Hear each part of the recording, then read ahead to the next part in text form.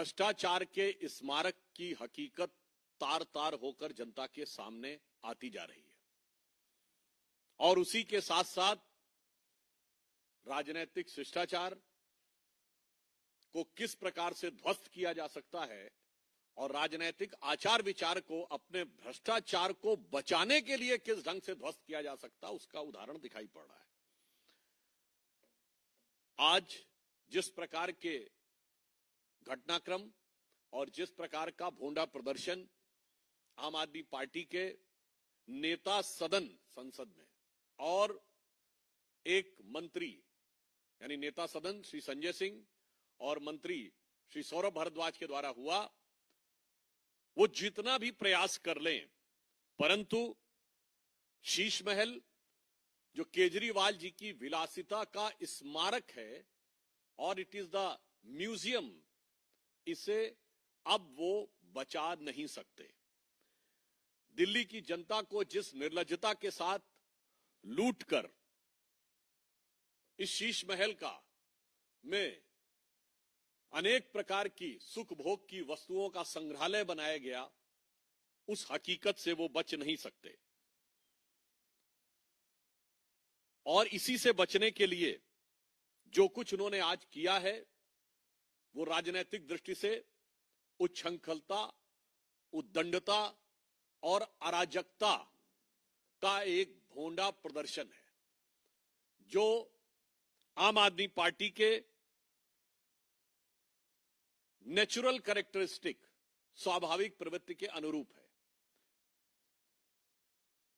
इस विषय का तकनीकी पक्ष भी बताएंगे, मगर उससे पहले मैं बताना चाहता हूं, यह आम आदमी पार्टी का नेचुरल कैरेक्टर है कि हमेशा अराजकता पैदा करना, और इसी कारण माननीय प्रधानमंत्री जी ने इन्हें आपदा कहा है। मैं सिर्फ स्मरण कराना चाहता हूं, अक्टूबर 2012 में केजरीवाल जी भारत के एकमात्र पूर्व मुख्यमंत्री हैं जिन्होंने खुद खड़े होकर बिजली की तारें काटी थी। यह इनकी अराजक प्रवृत्ति का उदाहरण था। 2014 में गणतंत्र दिवस परेड पे बड़े से बड़े दौर में, आपातकाल के दौर में भी हम लोगों ने स्वतंत्रता दिवस और गणतंत्र दिवस पे कोई प्रदर्शन नहीं किया था। इन्होंने न सिर्फ धरना प्रदर्शन किया बल्कि धमकी दी थी कि राजपथ को प्रदर्शनकारियों से भर देंगे। 5 मार्च 2014 को भारतीय जनता पार्टी के कार्यालय पर लाठी डंडों को लेकर अशोक मार्ग वाले हमारे पुराने कार्यालय पे हमला किया था, और जिसमें इनकी सेंट्रल वर्किंग कमेटी के लोग थे, यानी जैसे हमारे यहां पार्लियामेंट्री बोर्ड के लोग हों।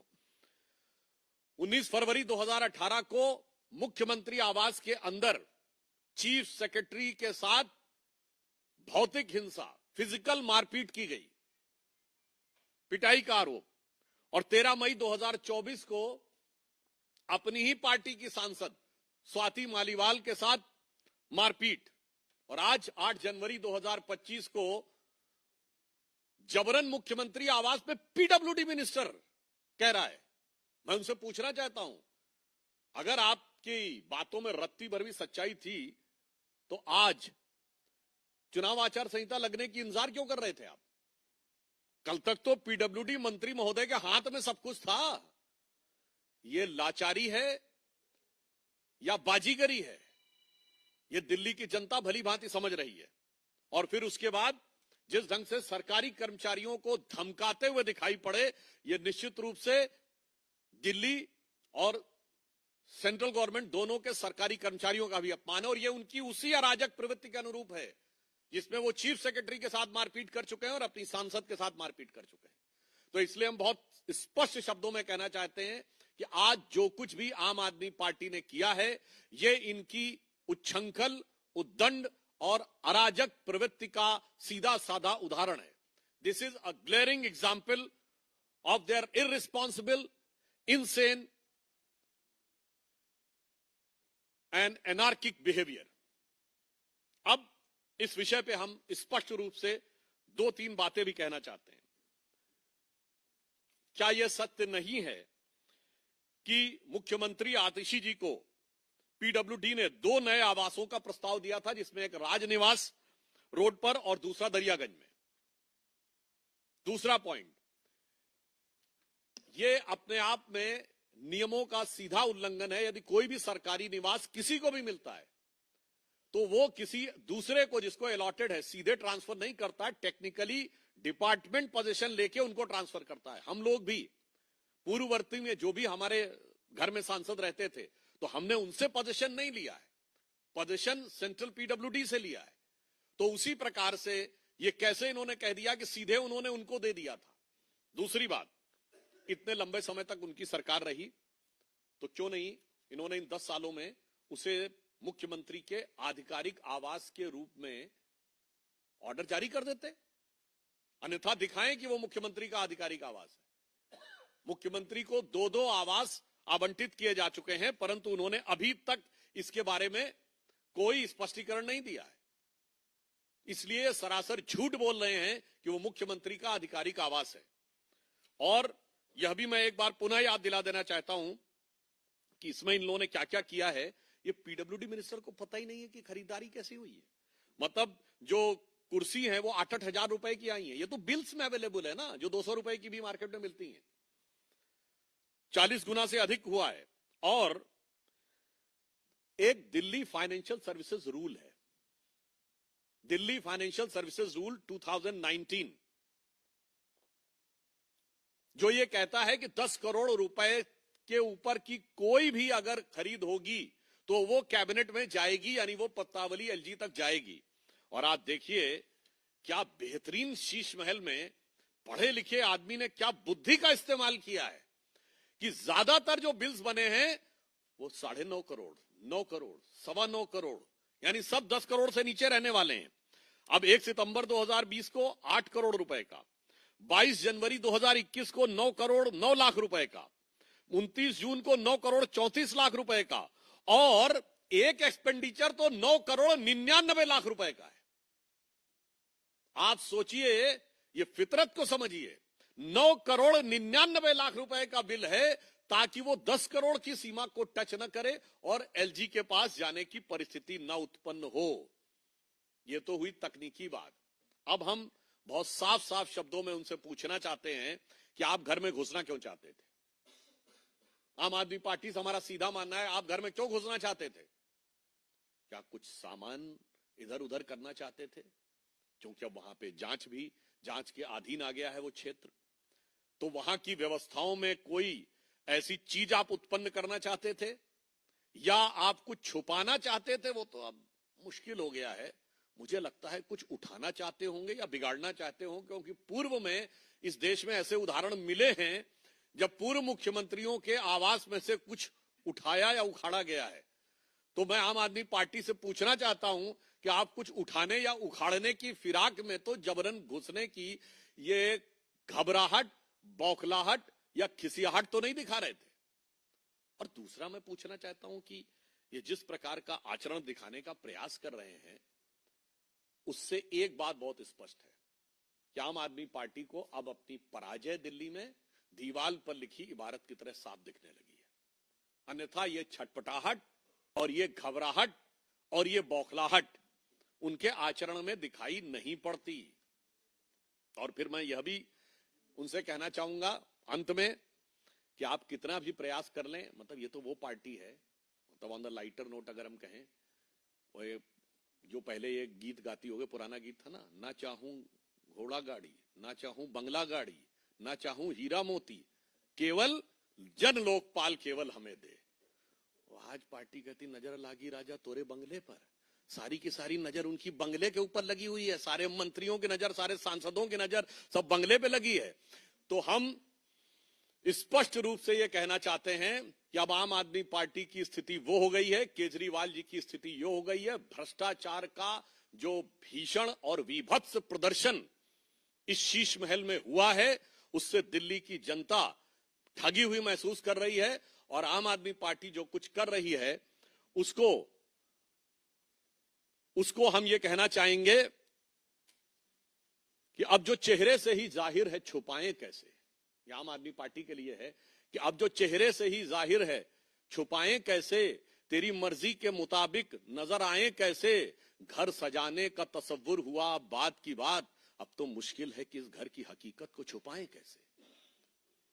और मगर भारतीय जनता पार्टी पूरी तरीके से प्रतिबद्ध है कि उनके इस भ्रष्टाचार के स्मारक को पूरी तरह जनता के सामने स्पष्ट करेंगे और उनके किसी भी प्रकार के छल और प्रपंच को कामयाब नहीं होने देंगे और दिल्ली की जनता के साथ जो भ्रष्टाचार हुआ है उसे उजागर करेंगे। और हमें पूर्ण विश्वास है कि दिल्ली की प्रबुद्ध जनता ने अब इनके चेहरे पर लगा हुआ मुखौटा पूरी तरीके से उतरा हुआ देख लिया है। तो अब इन चुनावों में जनता इनको उपयुक्त, प्रभावी और करारा जवाब देगी। धन्यवाद। प्रश्न आमंत्रित है नीलू रंजन, दैनिक जागरण।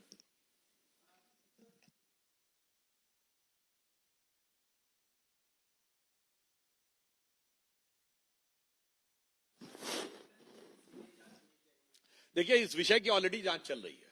चूंकि यह मामला ऑलरेडी जांच के अधीन है, यही तो हम पूछना चाहते हैं। ये आज आया विषय क्या है आम आदमी पार्टी से? यह विषय तो 1.5 साल से चल रहा है। क्यों नहीं आपने तब कहा कि आइए देख लीजिए? हम तो ये भी नहीं कह रहे हैं आप सबको, क्यों कुछ लोगों को ही ले जाते, दिखा देते। आपने तो स्थिति ये है कि जब स्वाति मालीवाल का विषय आया तो सीसीटीवी की फुटेज तक गायब थी। जो आज कह रहे हैं अंदर आइए सब दिखाएंगे, इससे समझ में आता है कौन नाटक कर रहा है और कौन हकीकत कर रहा है। और आज जिस ढंग से उन्होंने धमकाया है सरकारी कर्मचारी को, मुझे लगता है उन्हें सरकारी कर्मचारियों से क्षमा मांगनी चाहिए इस ढंग की धमकी वाली भाषा का प्रयोग करने के लिए। और वैसे मैं एक चीज जो मैं पहले भी बोल चुका हूं, मैं उसको रिपीट कर देता हूं कि इनका चरित्र कैसा बदला है। 27 अक्टूबर 2013 का केजरीवाल जी का ट्वीट है शीला दीक्षित जी के बारे में। उन्होंने कहा है कि मैंने सुना है कि दिल्ली के, ये 27 अक्टूबर 2013 और टाइम देखना हो 4:55 पे उन्होंने ट्वीट किया था, जिसमें वो कह रहे हैं कि दिल्ली की मुख्यमंत्री के घर में 10-10 एसी लगे हैं और मैंने सुना है बाथरूम में भी एसी लगे हैं। कौन भरता है उनके एसी का बिल? और आगे वो कहते हैं मेरा कलेजा कांप उठता है। वाक्य को गौर करिएगा, कलेजा कांप उठता है ये सोचकर कि दिल्ली की 40% जनसंख्या जब झुग्गी झोपड़ी में रहती है तो कैसे कोई मुख्यमंत्री ऐसे आलीशान बंगले में रह सकता है। मुझे लगता है कि ये ट्वीट और आज की हरकत, इसके बाद दिल्ली की जनता के सामने दूध का दूध, पानी का पानी हो चुका है। और अब कितना भी बवाल कर ले, बिगड़ी बात बने नहीं। लाख करो किनको रहीमन, बिगड़े दूध को मथे न माखन।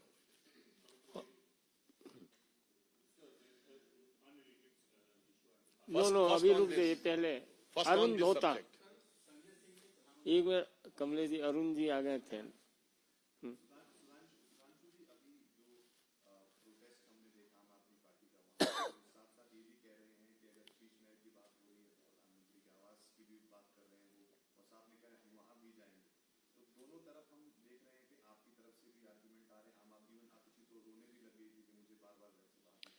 देखिए, पहली बात तो हम स्पष्ट रूप से कहना चाहें, ये इनके नैसर्गिक अराजक चरित्र का परिचायक है।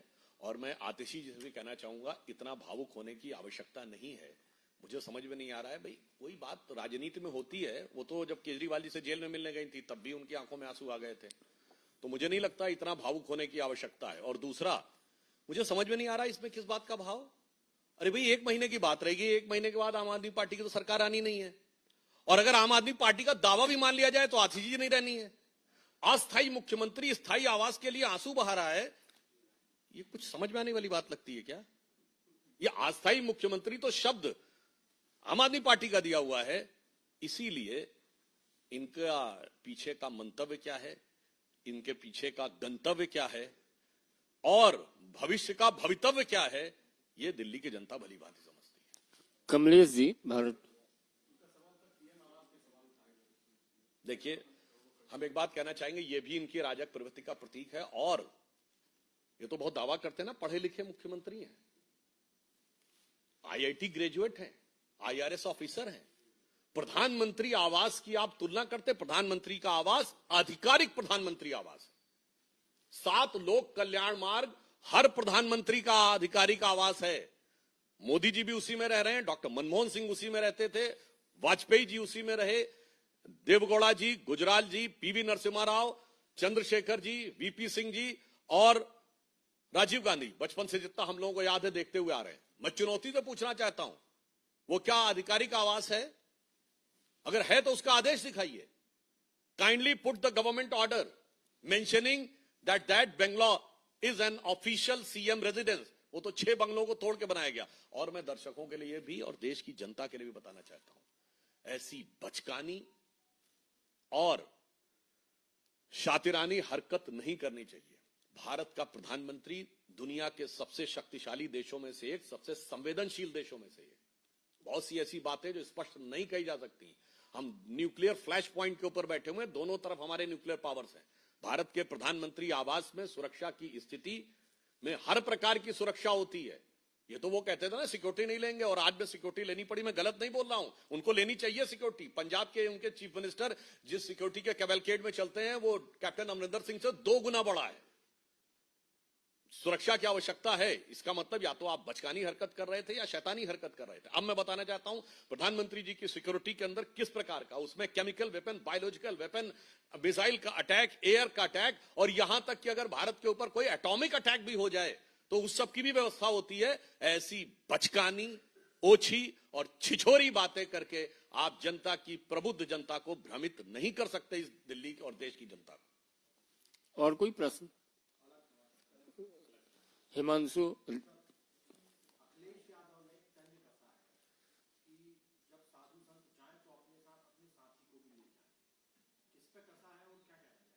नहीं, साधु संत जब जाते हैं तो अपने साथ जितनी भी बुरी चीजें हैं उनका शमन करके जाते हैं और सतोगुण को स्थापित करके जाते हैं.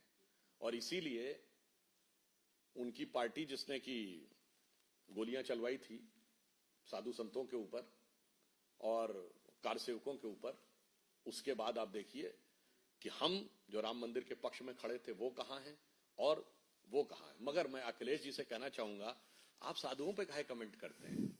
साधुओं के लिए तो आपने कुछ किया नहीं था. आपने तो हज हाउस बनवाया था ना.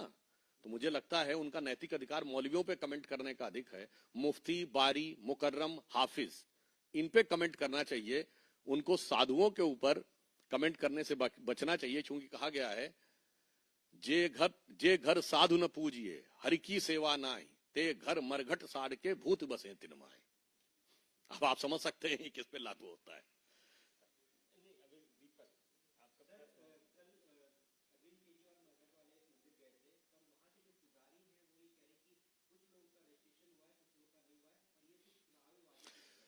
देखिए, मैं एक बात कहना चाहूंगा, फिर आम आदमी पार्टी का जो फितरती चरित्र है, चुनाव आचार संहिता कल लागू हुई है, आपको दे देना चाहिए था.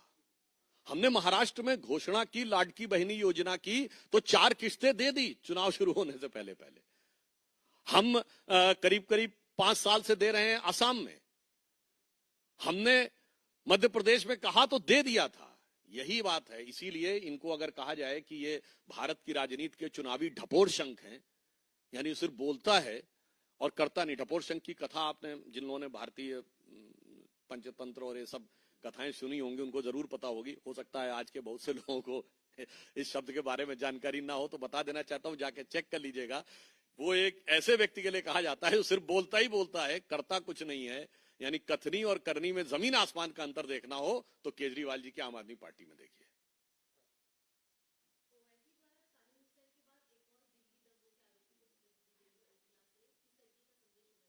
नहीं, ये संदेश वही है, सब एक दूसरे के साथ. इसमें मैं एक ही लाइन कहना चाहूंगा, ये ताहिर हुसैन पहले किस पार्टी में थे? आम आदमी पार्टी में. अब आइए, जो इनके विधायक हैं अमानतुल्लाह खां, जो आम आदमी पार्टी के विधायक हैं, मुझे जहां तक ध्यान है कारपोरेटर पहले कांग्रेस से हुआ करते थे. तो इस मामले में मैं सिर्फ एक ही बात कहना चाहूंगा, एमआईएम हो, कांग्रेस हो या आम आदमी पार्टी हो, वो केजरीवाल जी का पुराना डायलॉग था ना, ये सब मिले हुए हैं जी, ये सब मिले हुए हैं जी. इस मामले में एक फैक्टर है, एमआईएम का जो एम है उसके लिए सब मिले हुए हैं जी.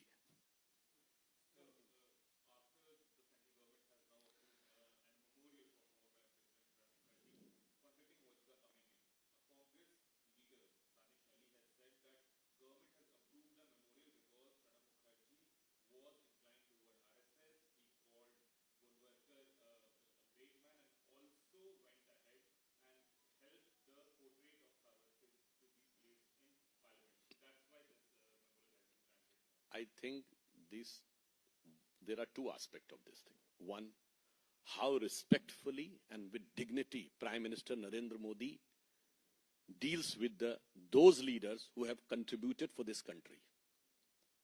Pranab Mukherjee ji was given Bharat Ratna also. I would like to remind to Mr. Danish Ali that we have given Bharat Ratna to 3 Congress leaders. Madan Mohan Malviya was Congress President. P.V. Narasimha Rao was Congress President and Prime Minister. And Pranab Mukherjee was President of the India.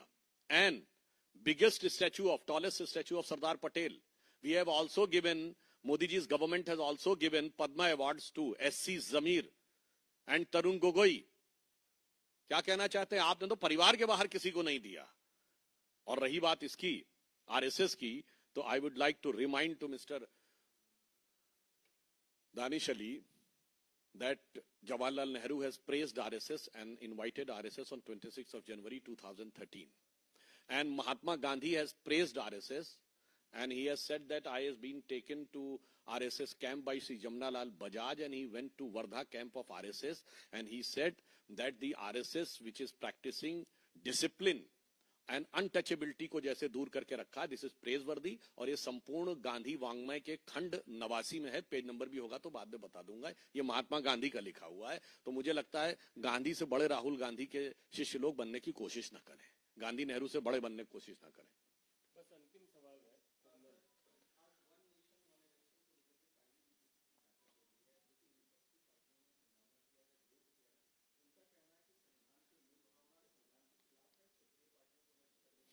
संविधान की मूल भावना ही one nation one election की थी. पहले 4 चुनाव 51 के 57, 62 and 67 तो one nation one election पे हो रहे थे. परिस्थिति तो उसके बाद जगी. और क्या हुआ था आपको पता है? 67 के बाद गड़बड़ क्या हुई? राज्य सरकारें क्यों बर्खास्त हुई? अंतरात्मा की आवाज का आह्वान किया गया था इंदिरा जी के द्वारा. और भारत के इतिहास में अपनी पार्टी के प्रेसिडेंट कैंडिडेट को हरवा दिए थे, नीलम संजीव रेड्डी को. और फिर अंतरात्मा की आवाज ऐसी जागी कि धड़ाधड़ राज्य सरकारें बर्खास्त होती रही. कभी इस गवर्नमेंट को, कभी उस गवर्नमेंट को, कभी इसको. और मैं याद दिलाना चाहता हूं संविधान की मूल भावना कहने वालों को 1980 में जब कांग्रेस लौट के आई, 9 अपोजिशन की गवर्नमेंट्स को, केवल स्टेट गवर्नमेंट्स को इस आधार पर बर्खास्त कर दिया गया कि आपकी सेंट्रल में पार्टी हार गई है तो you have lost the moral ground of ruling the state. And then they are talking about हमारी 3 सरकारें 6 दिसंबर 92 को उत्तर प्रदेश की समझ में आता है, ये राजस्थान, मध्य प्रदेश और हिमाचल क्यों बर्खास्त की गई थी. इसलिए हम कहते हैं संविधान